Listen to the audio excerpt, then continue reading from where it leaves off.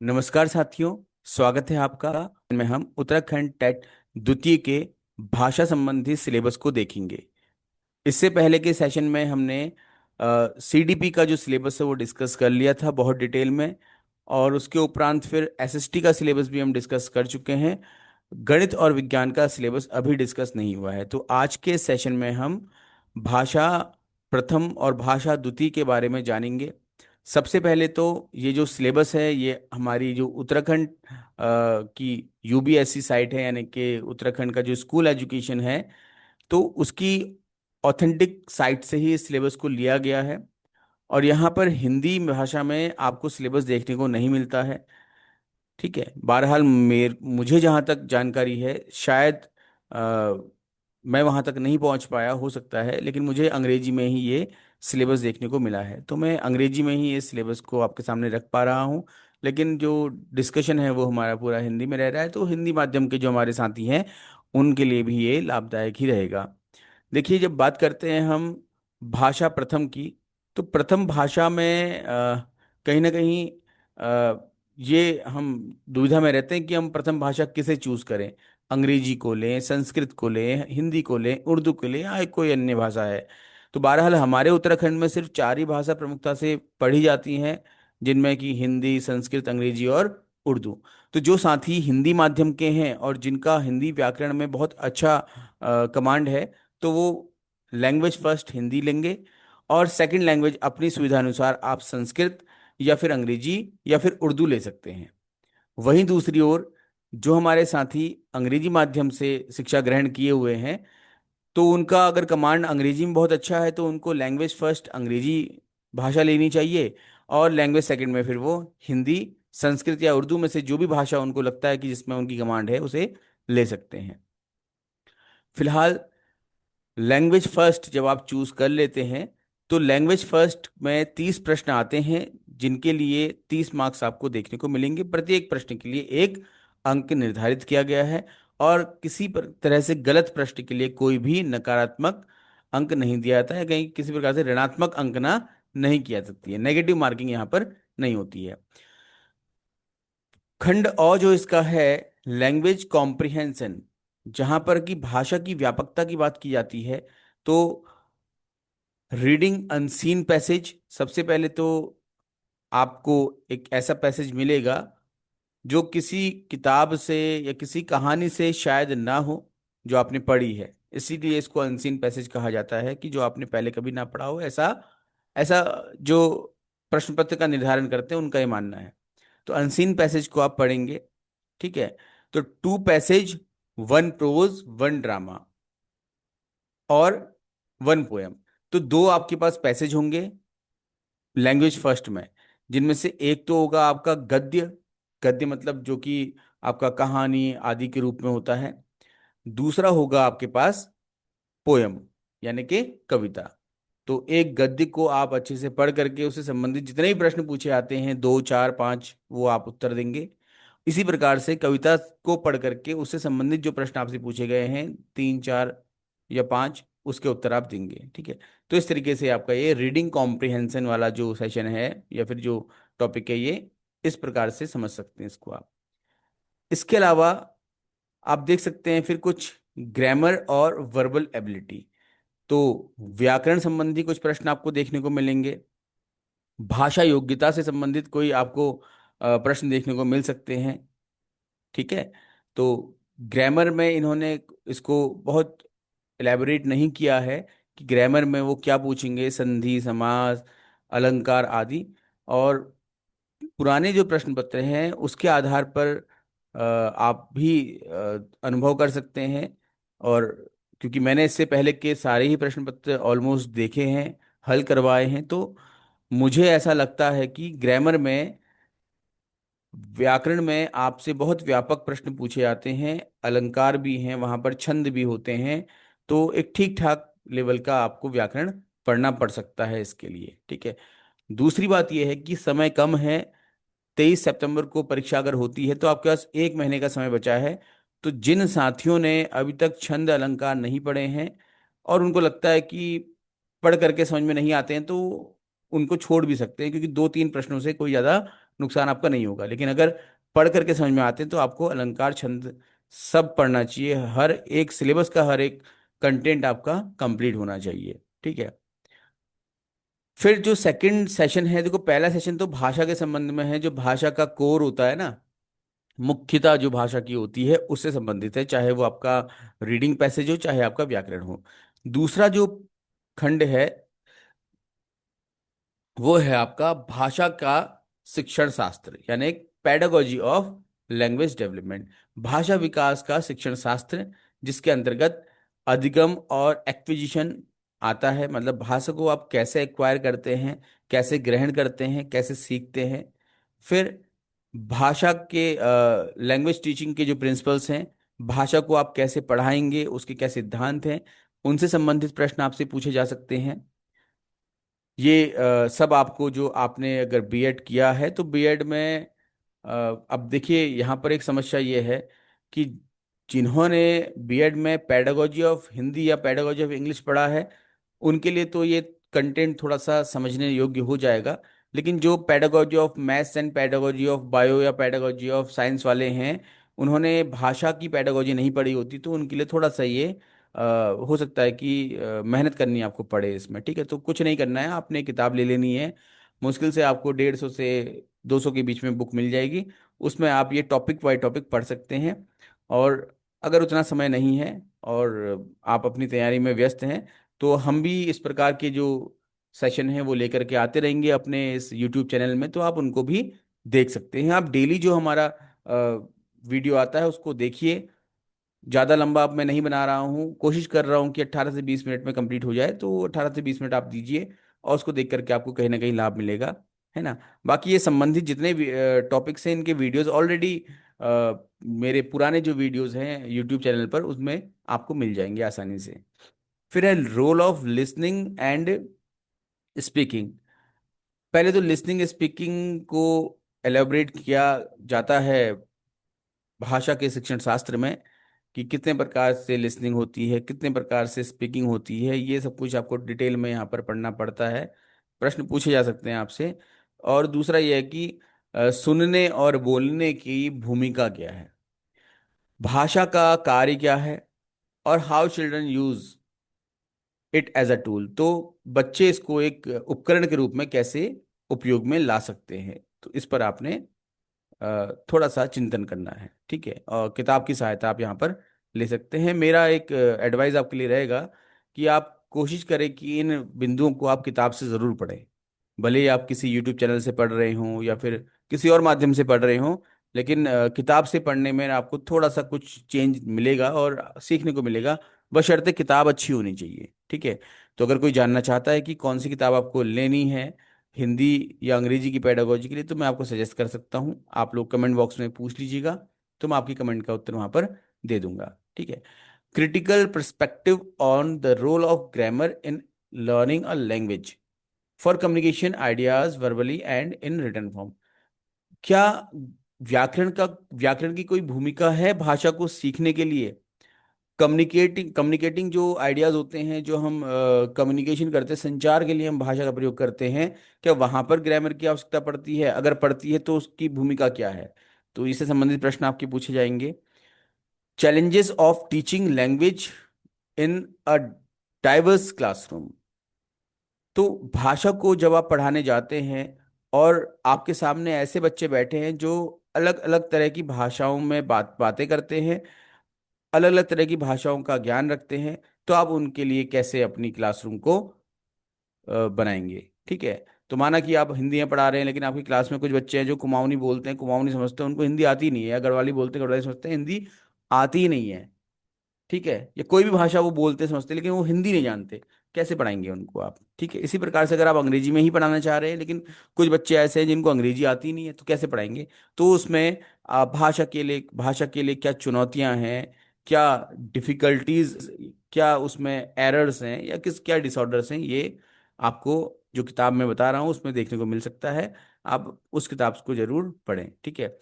Pedagogy of language, तो किसी से भी आप अपने जो बीएड के आपके टीचर्स रहे हैं या जो साथी अच्छी मेहनत करते हैं, भाषा विज्ञान पढ़े हुए हैं, तो उनसे आप बात करके ये जानकारी ले सकते हैं कि कौन सी बुक आपको लेनी चाहिए।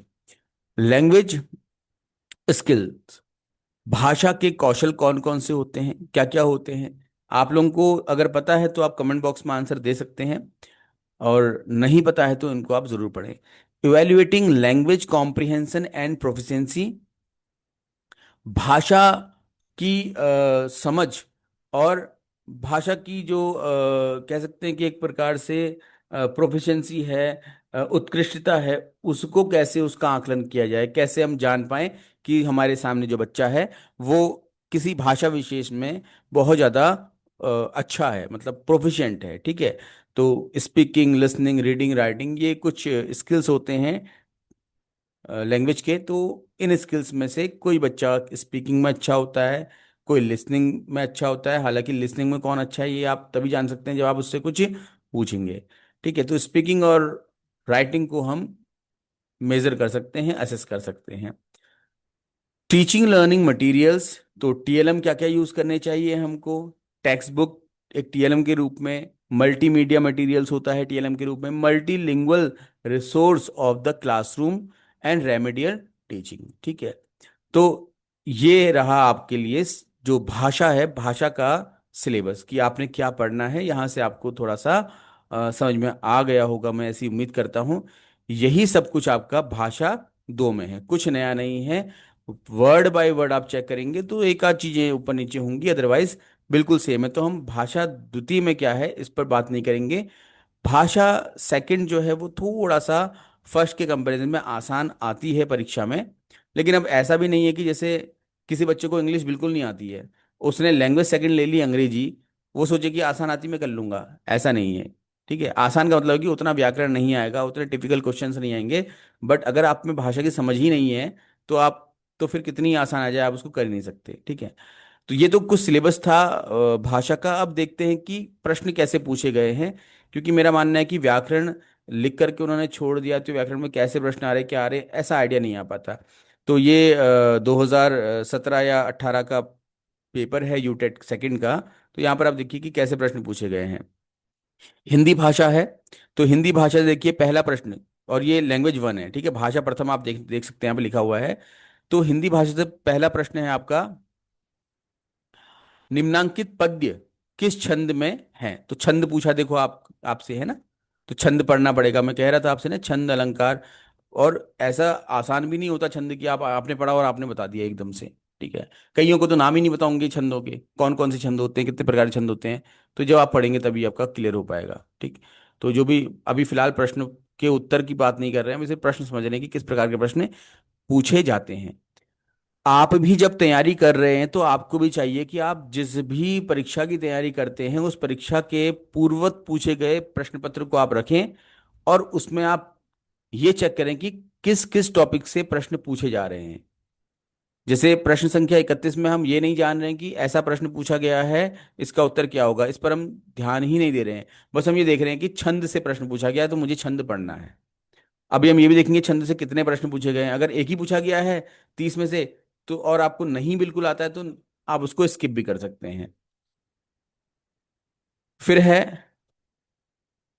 32वां प्रश्न, देखिए, वाक्यम रसात्मकम काव्यम किसका कथन है। तो ये कथन है ना, किसने किसका कथन है आपको बताना है। विश्वनाथ का है, मम्मट का है, राजशेखर का है, पंडित राज जगन्नाथ का है। तो इनमें से किसका है। तो ये क्या आपका, ये हिंदी साहित्य से संबंधित प्रश्न हो गया आपका। समझ रहे हैं, तो हिंदी व्याकरण और साहित्य दोनों के प्रश्न पूछे जाते हैं, ये आपने सिलेबस में देखा ही है। आगे बढ़ते हैं, नाक पर सुपारी तोड़ना, ये क्या है, मुहावरा या लोकोक्ति। बताइए कमेंट बॉक्स में लिख करके आप लोग। और इसका क्या अर्थ होता है नाक में सुपारी तोड़ना का। तो यहां से एक चीज क्लियर हो गई, जो भी इसका उत्तर होगा, अभी हमको उस उत्तर पर नहीं जाना है। यहां से एक चीज क्लियर क्लियर हो गई है कि आपके मुहावरे और लोकोक्तियां भी हमको पढ़नी है। ठीक है ना। फिर है, और देखिए जब अभी हम सिर्फ प्रश्न देख रहे हैं कि कहाँ से पूछा गया है, जब आप पढ़ लेंगे अच्छे से, जैसे कि माना कि आपने ये देखा कि छंद से प्रश्न पूछा गया, अब आप छंद पढ़िए बढ़िया से। और जब आपने पूरा छंद समझ लिया है, तब देखिए कि प्रश्न संख्या 31 में जो प्रश्न पूछा गया था उसका छंद क्या है, और क्या आप सही समझे हैं, उसको आप चेक कर लीजिए। ठीक है, तो आगे बढ़ते हैं। निम्नांकित में किस शब्द में तत्पुरुष समास? तो यहाँ पर क्या है, समास से प्रश्न पूछा गया है। तो समास क्या होते हैं, कितने प्रकार के होते हैं, समासों के कितने अंग हैं, ठीक है ना, ये पढ़ना है आपके, है ना। तो किस शब्द में होगा तत्पुरुष समास? अगर आपने पढ़ा है और आपको पता है तो कमेंट बॉक्स में आंसर लिखिएगा। मैं पिछले सभी वीडियो में ये बात कहता हूँ कि प्रश्न का उत्तर आप कमेंट बॉक्स में ज़रूर लिखें, लेकिन हो सकता है कि आप लोग शायद ना पढ़ते हो अच्छे से, या फिर आप लोग ध्यान ना देते हो, या कई लोग बहुत इंट्रोवर्ट होते हैं, वो पसंद ही नहीं करते कमेंट बॉक्स में लिखना। लेकिन आप लोगों से एक निवेदन रहेगा कि अगर आपको सेशन अच्छे लग रहे हैं, आपको लग रहा है कि इससे लाभ हो रहा है, तो कमेंट बॉक्स में ज़रूर आप अपना फीडबैक दीजिए। चाहे आप उत्तर लिखिए, चाहे जो भी आपके मन में बात है, जो भी आपके विचार है, ज़रूर उसमें लिखिए। अगर कुछ सुधारात्मक विचार होंगे, कुछ इम्प्रूवमेंट के संबंधित आपके थॉट्स होंगे, तो उनको अमल में लाया जाएगा और वीडियो को और बेहतर बनाने का प्रयास किया जाएगा, ठीक है ना। तो कमेंट बॉक्स में आप जरूर कमेंट करें, ये आपसे एक निवेदन रहेगा। ठीक, आगे बढ़ते हैं। तो समास आपने पढ़ना है, ठीक है। 35वां प्रश्न देखिए आप, संधि। तो आपने संधि पढ़नी, तो व्याकरण में आप देखिए कि हर एक चीज, हर एक अंग से प्रश्न पूछे जा रहे हैं, ठीक है। पित्राज्ञा में कौन सी संधि है, अगर किसी को पता है तो आप लोग प्लीज कमेंट बॉक्स में इसका उत्तर दें। फिर है, निम्नलिखित में तदित प्रत्यांत शब्द बताइए। तो यहाँ पर उपसर्ग और प्रत्यय से संबंधित प्रश्न ही पूछे आ रहे हैं। तो ये प्रत्यय है ना। तो इसमें तदित प्रत्यय कौन सा है? तो देखिए, प्रत्यय दो प्रकार के होते हैं, कृत और तदित। कृत प्रत्यय क्या होते हैं? जो क्रिया से संबंधित होते हैं, उसके अतिरिक्त जो अन्य प्रत्यय होते हैं तदित प्रत्यय कहलाते हैं, ठीक है। इस प्रकार से आपको ये पढ़ने को मिलेगा जब आप प्रत्यय और उपसर्ग पढ़ते हैं, है ना। तो आपको बताना है कि इसमें तदित प्रत्यय कौन सा है, उसकी पहचान करनी है, राइट। तो उपसर्ग और प्रत्यय से ही प्रश्न पूछे आ रहे हैं, तो आपको वो भी पढ़ना पड़ेगा। मंगलेश डबराल की कृति किस जिसके लिए है, जिसके लिए उन्हें साहित्य अकादमी पुरस्कार मिला? तो पहले तो कई लोगों को नाम ही नहीं पता होगा कि मंगलेश डबराल कौन है करके। तो अभी आप इसको नोट कर लीजिए और अपने गूगल में सर्च करिए, या फिर वीडियो को पॉज कर लीजिए और तुरंत गूगल में सर्च करिए कि मंगलेश डबराल कौन है। थोड़ा बहुत उनकी जानकारी लीजिए, क्या बता, और ये उत्तर मत देखना अब तक। उस जानकारी को लेने के बाद आपको ये उत्तर देखने हैं, तो मुझे लगता है कि यहीं से आपका ये टॉपिक पूरा हो जाएगा, ठीक है। तो साहित्य का ये प्रश्न है, तो साहित्य से प्रश्न पूछे जा रहे हैं, आप देख सकते हैं। फिर हम आते हैं प्रश्न संख्या 38 में। भारत के संविधान के किस अनुच्छेद में हिंदी को राजभाषा घोषित किया गया? देखिए कितना बढ़िया प्रश्न पूछा है। तो अनुच्छेद तक से प्रश्न पूछे गए हैं आपसे। जब भी आप हिंदी पढ़ते हैं, और अगर कोई बहुत ज़्यादा मेहनत नहीं करना चाह रहा, तो लूसेंट की जो बुक आती है हिंदी की, वहाँ पर भी आपको ये चीज़ें मिल जाएंगी, ठीक है। वो भी आपके लिए कारगर हो सकती है, लेकिन फिर से वही बात है कि उसमें आपको सिर्फ व्याकरण संबंधित जो जानकारियां हैं वो प्राप्त हो पाएंगी। पैडागोजी के लिए तो आपको किताब लेनी ही पड़ेगी अलग से, ठीक। तो संविधान के किस अनुच्छेद में हिंदी को राजभाषा घोषित किया गया है? जिसको भी जानकारी, इसको पता है तो प्लीज आप उसको कमेंट बॉक्स में आंसर जरूर दें, ठीक है। अनुच्छेद 343 से लेकर के अनुच्छेद 351 तक हिंदी भाषा के संबंध में अनुच्छेद रखे गए हैं, है ना। बाकी अनुच्छेद 315, 368, 385 तो हिंदी भाषा संबंधित है ही नहीं। तो अभी लोग खुद ही आप अंदाजा लगा सकते हैं, राइट। तो कौन सी अनुसूची में इसका जिक्र है, भाषाओं का जिक्र है, ये सब कुछ आपको आराम से एक पेज में पढ़ने को मिल जाएगा, लूसेंट में अगर आप पढ़ते हैं तो, राइट। और नोट जरूर बनाएं, आप जो भी आप पढ़ते हैं, जो भी आप सीख रहे हैं, उसके नोट जरूर बनाएं, ताकि परीक्षा से 2-3 दिन पहले आप रिवीजन कर सकें। हिंदी का प्रथम महाकाव्य कौन सा है? साहित्य से प्रश्न पूछा गया है, ठीक है। तो कौन सा है बताइए प्रथम महाकाव्य? पद्मावत है, पृथ्वीराज रासो है, रामचरितमानस है, रामचंद्रिका है? आपने उत्तर देना है, ठीक है। हिंदी किस भाषा परिवार की भाषा है? तो कौन सा भाषा परिवार है हिंदी का, बताना है आपको। एक एकाक्षरी है, द्रविड़ है, भारूपीय है, या सेमेटिक है, ठीक। ये भी आपको जब लूसेंट की किताब पढ़ते हैं तो उसमें मिल जाएगा, आपको आसानी से मिल जाएगा, ठीक है। वर्तमान ये 2017 का पेपर है, तो आज के परिप्रेक्ष्य में थोड़ा सा प्रश्न और कठिन हो गए हैं, ठीक है। तो आप थोड़ा सा मेहनत करिएगा इस पर।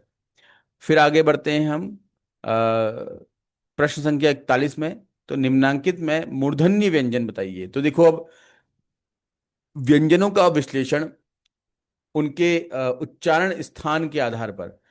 तो उच्चारण स्थान 5 होते हैं मूलतः, ठीक है। उसमें कंठ यानी कि गले से जो ध्वनियां निकलती है उसको हम, है ना, कंठ बोलते हैं। दूसरा आपका मूर्धा से जो निकलती है मूर्धन्य बोलते हैं। फिर आपका होता है तालु, तालव भी बोल देते हैं उनको। दांत, दंत बोल देते हैं।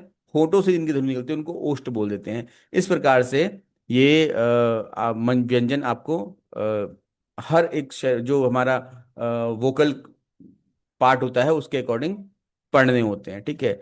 तो कौन सा मूर्धन्य व्यंजन है आपको इसमें पहचानना है, कौन सा ग्रुप दे रखा पूरा, क वर्ग, ट वर्ग, त वर्ग, प वर्ग, कौन सा होता है ये आपने बताना है, ठीक है। अगर पता है तो आप कमेंट बॉक्स में बता सकते हैं, अन्यथा पढ़ाई तो जरूर करें इससे संबंधित। फिर आते हैं हम नेक्स्ट प्रश्न की तरफ। 42वां प्रश्न है, देखिए ये प्रश्न, अभी जो प्रश्न की चर्चा हो रही है, अगर कोई माना कि बीच में से ही पूरा शुरुआत से स्किप करके बीच में ही इसको ओपन करके देख रहा है वीडियो को, तो उसको लग सकता है कि ये तो प्रश्न पूछ रहे हैं, उत्तर बता ही नहीं रहे हैं। तो यहाँ पर प्रश्न उत्तर नहीं बताने के लिए है। यहाँ पर प्रश्न सिर्फ आपका जो सिलेबस है हिंदी का, जो कि अभी हमने डिस्कस किया, वो बताने के लिए है कि व्याकरण में क्या क्या पूछा जा रहा है, ठीक। निम्नांकित में वर्तनी की दृष्टि से अशुद्ध शब्द बताना है। देखो, शुद्ध अशुद्ध शब्द से ही प्रश्न पूछा गया है आपको, है ना। आगे बढ़ते हैं फिर हम, प्रश्न संख्या 43। निम्नांकित में योग रूढ़ शब्द बताने हैं। देखो, है ना, शब्दों के प्रकार होते हैं। पहला तो होता है आपका रूढ़ शब्द, जो कि मूलतः प्राचीन काल से उसी रूप में प्रयोग में लाए जा रहे हैं। दूसरा होता है आपका यौगिक शब्द, जहां पर दो रूढ़ शब्दों को मिला करके एक यौगिक शब्द बनाए जाते थे। योग मतलब होता है दो चीजों का योग, दो या तीन चीजों का ना। और तीसरा होता है आपका योग रूढ़, ऐसे शब्द जो कि यौगिक तो है लेकिन अब उनको रूढ़ शब्दों के रूप में ही प्रयोग में लाया जा रहा है, यानी कि उनका एक अपना अलग स्पष्ट अर्थ होता है, ठीक है। बात समझ में आ रही है। तो यौगिक में तो दो शब्द जो होते हैं उन दोनों का ही अपना अपना अर्थ होता है और दोनों का ही अर्थ मिलकर के एक अर्थ बन रहा होता है उस यौगिक शब्द का। लेकिन योग रूढ़ जो है उसका अपना एक भिन्न अर्थ बन चुका होता है, ठीक है ना। तो यहां पर आपको बताना है कि कौन सा योग रूढ़ शब्द है। क्लियर हो गया। तो योग रूढ़ शब्द, जो हम समास पढ़ते हैं तो समास में जो बहुव्रीहि समास होते हैं, बहुव्रीहि समास भी लगभग योग रूढ़ शब्द का ही उदाहरण होते हैं, ठीक है। तो यहाँ पर ये जो ऑप्शन दिए हैं इनमें से लंबोदर जो है वो इसका उत्तर हो जाता है। लंबोदर, क्योंकि पता है कि लंबा धन उदर दो शब्दों से मिलके बना है, तो यौगिक शब्द हो गया। और लंबोदर का अर्थ होता है गणेश, जिस लंबा है उधर जिसका, यानी गणेश। तो यो लंबोदर कहते ही एक अलग ही अर्थ निकल करके आ रहा है, तो इसके लिए इसको हम योगरूढ़ शब्द कहते हैं। मतलब ये चीजें हैं। मैं भी बहुत ज्यादा जानकार नहीं हूँ हिंदी का, है ना। तो क्योंकि पढ़ाया है काफी समय तक, पढ़ा है, अध्ययन किया है, तो थोड़ा बहुत जानकारी जो प्राप्त है हुई हैं उनके आधार पर ये उत्तर मैं बता दे रहा हूँ, ठीक। अभी कोई ऐसे बहस मत करने लग जाना कि ये तो उत्तर ही नहीं था, ये ऐसा वैसा करके, ठीक है। आप चेक कर सकते हैं, आपको लगता है उत्तर ये नहीं है तो कुछ और होगा, तो उसको आप देख लीजिएगा। मेरी नज़रों में या फिर मेरे समझ में बेस्ट जो आंसर है वो यही है।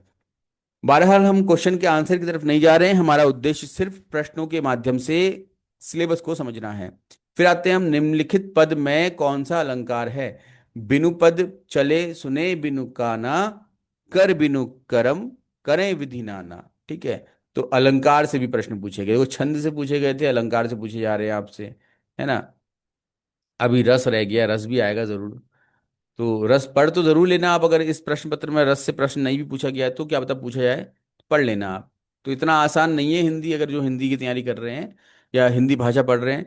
क्योंकि मैंने ये देखा है अधिकतर जो हमारे साथी होते हैं, या हम भी जब तैयारी किया करते थे तो हम हिंदी विषय को ऐसे ही छोड़ देते थे, ये तो हो ही जाएगा, इसको तो कर ही लेंगे हम आराम से, कॉन्फिडेंस बहुत ज्यादा रहता है। लेकिन आज के समय में हिंदी ही मेरिट बनाती है और हिंदी ही लुटिया डुबाती है। तो जरूर अच्छे से पढ़ें इसे। प्राथमिक स्तर पर व्याकरण शिक्षण की सर्वोत्तम विधि है। तो अब ये आ गया, पेडागोजी से संबंधित प्रश्न आपके यहाँ पर आने शुरू हो गए हैं।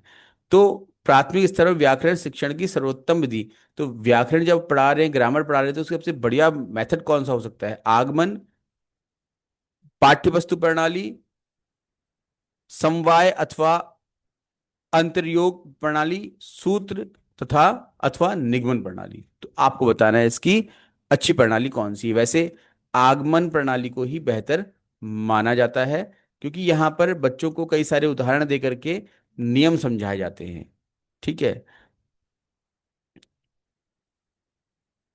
फिर है आपका, विद्यार्थियों के भाषा कौशलों के विकास को बढ़ावा मिल सकता है जब उन्हें। तो विद्यार्थियों के भाषा कौशल के विकास को बढ़ावा कब मिलता है, ये टॉपिक में था ना आपका, है ना, कि लैंग्वेज स्किल्स को एनहेंस करने के लिए क्या क्या कर सकते हैं। तो जब वो आपस में वार्तालाप या खेल के अवसर प्रदान किए जाएं उनको, तो हम आपस में बातचीत करेंगे, है ना। तो उससे वो सीख जाएंगे भाषा। या फिर अपने संदेशों के प्रतिपादन के लिए प्रोत्साहन किया जाए, ठीक है। या फिर विभिन्न संदर्भों में शब्दों के अर्थों का प्रदर्शन किया जाए, या उपरोक्त सभी कुछ किया जाए। तो आपने उत्तर देना है इनमें से क्या होना चाहिए, ठीक है। आगे बढ़ते हैं। भाषा वह प्राथमिक माध्यम है जिसके द्वारा व्यक्ति अपने समाज को प्रभावित करता है। ये भी आपका भाषा शिक्षण शास्त्र से संबंधित है, यानी कि लैंग्वेज पेडागोजी से संबंधित है। तो किसने ये कथन दिया है, बताना है। हिंदी भाषा में स्पर्श व्यंजनों की संख्या कितनी होती है? बड़ा अच्छा प्रश्न है। ये जो नंबर्स हैं पता होने चाहिए आप लोगों को। जैसे कि पहले तो हिंदी वर्णमाला में कितने स्वर हैं, कितने व्यंजन हैं, ठीक है, अलग अलग, और फिर एक साथ, ठीक है, कुल कितने वर्ण हैं। अगर वो बोलता कुल कितने वर्ण हैं, तो उसमें आपको व्यंजन और स्वर दोनों जोड़ करके बताने हैं। लेकिन अगर वो बोलता है कितने स्वर हैं, तो सिर्फ स्वरों की संख्या बतानी है आपको। और अगर पूछता है व्यंजन है, कितने व्यंजन है, तो सिर्फ व्यंजनों की संख्या बतानी है। ठीक हो गया। मैं दावे के साथ कह सकता हूं कि जो काफी समय से हिंदी के टच में नहीं है, जिन्होंने बहुत अच्छे से हिंदी नहीं पढ़ी है, तो अगर आपसे ये पूछा जाए कि कितने कुल व्यंजन हैं, तो शायद उसका भी उत्तर अभी कई लोगों को नहीं पता होगा। मैं नहीं पता होगा कह रहा हूं कि इसका मतलब ये नहीं कि आपको हतोत्साहित कर रहा हूं। ये हमारा कॉन्फिडेंस होता है कि हम ऐसे प्रश्नों को पढ़ते ही नहीं है जो कि हमको पढ़ने चाहिए, ठीक है। नंबर्स में कैसे आप अंदाजा लगा पाओगे ना, तो वो तो आपको बाय हार्ट ही होना चाहिए। अब अब जब आपने वो पहले तो मैंने बताया आपको कि आपने कितने वर्ण हैं ये जानना है, फिर कितने स्वर हैं ये पता होना चाहिए आपको, लिख लीजिए, नोट बनाइए इसके आप। कितने व्यंजन हैं ये पता होना चाहिए। उसके बाद अब व्यंजनों का भी जो वर्गीकरण किया गया है, उसमें स्पर्श व्यंजन कितने हैं वो लिखिए, अंतस्थ व्यंजन कितने हैं वो लिखिए आप, ठीक है। इसके अलावा फिर जो मिश्रित व्यंजन कितने हैं ये देखिए। तो इस प्रकार से जो करीबन 8 से 10 नंबर्स हैं, आपको वो बाय हार्ट होने चाहिए। बिल्कुल कोई पूछे या प्रश्न आए तो आप तुरंत उसका आंसर दे सके। और ये प्रश्न सिर्फ आपके यूटेट के लिए नहीं, ये आपके जो भी आप वनडे एग्जाम की या फिर और किसी परीक्षा की तैयारी कर रहे हैं, वहां पर भी ये प्रश्न पूछा जा सकता है। फिर उस समय लगता है कि यार इतना आसान तो हम पढ़ लेते, एक नंबर हमारा पक्का था, ठीक है। प्रश्न संख्या 49 देखिएगा। एक बच्चा अपनी मातृभाषा सीख रहा है, वह दूसरा बच्चा सही भाषा द्वितीय भाषा के रूप में सीख रहा है। मतलब पेडागोजी से संबंधित प्रश्न है। जो भाषा का शिक्षण शास्त्र इसको हम कहते हैं। फिर देखिए आपका अनसीन पैसेज आ गया कविता में। मैंने बोला था आपसे, अभी भी सिलेबस आपने देखा। तो एक पैसेज आएगा आपका कविता में, जिससे कि 3 4 प्रश्न होंगे। तो देखिए प्रश्न कितने हैं, देखते हैं प्रश्नों की संख्या। इस अनसीन पैसेज से 50 51 52 53, ठीक है, कहाँ तक था, 50 से 53। तो 4 प्रश्न यहाँ से पूछे गए हैं आपसे, ठीक है। ऐसी एक आपका गद्य होगा। देखिए गद्य आ गया आपका। गद्य में आपको 57 58 59 और 60, 4 प्रश्न गद्य में। तो 4 प्रश्न आपसे अनसीन पोयम के पूछे गए हैं, अपठित पद्यांश बोलते हैं उसको हम। और 4 प्रश्न आपसे अनसीन पैसेज के पूछे गए हैं, अपठित गद्यांश बोल देते हैं इसको हम, ठीक है। प्रश्न संख्या 54 में देखिए आप, हिंदी शब्दानुशासन के रचनाकार का नाम बताइए। साहित्य संबंधित प्रश्न है, ठीक है। फिर देखिए, ये प्रश्न कह रहा था मैं ये, ठीक है, ये वाला। फिर नेक्स्ट है आपका, कालाक्रम सॉरी कालक्रम के अनुसार अनुसार निम्नांकित रचनाओं का सही अनुक्रम बताइए। तो ये भी साहित्य संबंधित प्रश्न है। जिसने पढ़ा होगा तो कर पाएगा, अदरवाइज ऐसे प्रश्न तो एग्जाम में छोड़ने ही पड़ जाते हैं अगर हमने अच्छे से तैयारी नहीं की है तो। कविता शिक्षण में मौन पाठ वर्जित है, क्यों? ठीक है। देखो, जब हम बुक रीडिंग करवाते हैं, ये जानकारी जो हमारे साथी एसएसटी वाले हैं या फिर जो जो भाषा वाले हैं उनको होगी। साइंस में तो मौन पाठ जैसी कोई चीज़ होती नहीं है। हम जब लेसन प्लानिंग करते हैं ना, तो भाषा और एसएसटी में साइलेंट रीडिंग वर्ड का यूज होता है हमारा। एसएसटी में भी नहीं होता है, भाषा में होता है अधिकतर। तो यहाँ पर क्या है कि मौन पाठ एक गतिविधि होती है जहां पर बच्चा, मौन मतलब साइलेंट, जहां बच्चा साइलेंट रह करके रीडिंग कर रहा है, साइलेंट रीडिंग बोलते हैं इसको। साइलेंट रीडिंग क्यों की जाती है, उसका क्या उद्देश्य है, अलाउड रीडिंग क्यों होती है, उसका क्या उद्देश्य है, ये सब पता लगेगा आपको जब आप पेडागोजी की बुक है लैंग्वेज की वो पढ़ेंगे। ठीक है, तो ये बताना है। तो समय का दुरुपयोग करने के लिए होता है, सॉरी, कविता शिक्षण में मौन पाठ वर्जित क्यों है, क्यों नहीं होना चाहिए मौन पाठ, है ना। समय का दुरुपयोग, छात्रों का अवधान बाधित होता है इससे, रसानुभूति में व्यवधान होता है, या शिक्षण का प्रभाव समाप्त होता है। ये आपने उत्तर बताना है। ठीक है, तो ये हमारे पास लैंग्वेज फर्स्ट हिंदी था। ऐसे ही लैंग्वेज फर्स्ट इंग्लिश है। अगर आप लोगों को लैंग्वेज फर्स्ट इंग्लिश का अलग से चर्चा करनी होगी तो मैं कर दूंगा, अदरवाइज वही चीज़ें हैं जैसे सिलेबस लैंग्वेज फर्स्ट में हिंदी का था, वैसा ही अंग्रेजी या वैसे संस्कृत या वैसे ही उर्दू का रहेगा। वैसे ही जैसे हिंदी में व्याकरण है वैसे ही अंग्रेजी में व्याकरण है, तो व्याकरण पढ़नी ही पड़ेगी आपको। जैसे हिंदी में साहित्य है तो वैसे ही अंग्रेजी में लिटरेचर है तो लिटरेचर आपको पढ़ना ही पड़ेगा उतना, उस लेवल का। ठीक है, जो आपके यूटेट के लिए हो, मतलब क्लास 6 7 8 तक का लिटरेचर ओनली। उसके अलावा जैसे अनसीन पैसेज, अनसीन पोएम जो आप देख रहे हैं कि हिंदी में है, वही अंग्रेजी में भी होती है, तो वही सिलेबस आपका दोनों में कॉमन है। तो अननेसेसरी दोबारा से अब अंग्रेजी पर चर्चा करके आपको बोर नहीं करूंगा, लेकिन फिर भी कोई अगर साथी अंग्रेजी का देखना चाहेगा तो आप कमेंट बॉक्स में लिख सकते हैं। मैं इसके लिए भी आपको एक वीडियो बना करके शेयर कर दूंगा। ठीक है, तो ये था हमारा भाषा से संबंधित जो सिलेबस है वो। उम्मीद करता हूँ कि सिलेबस की चर्चा आपके लिए कहीं ना कहीं लाभदायक हो रही होगी। और अगर कुछ भी आप लोगों को लगता है कि अ, फायदा मिल रहा है या फिर बेनिफिट हो रहा है इन वीडियो से, हाँ, तो आप ज़रूर कमेंट बॉक्स में आंसर दें, और साथ जुड़े रहें, बने रहें, क्योंकि ये तैयारी आपको आपके यूटेट ही नहीं अन्यथा अन्य कई परीक्षाओं में भी आगे मदद करेगी। ठीक है, तो आप सभी को धन्यवाद। आपका दिन शुभ हो।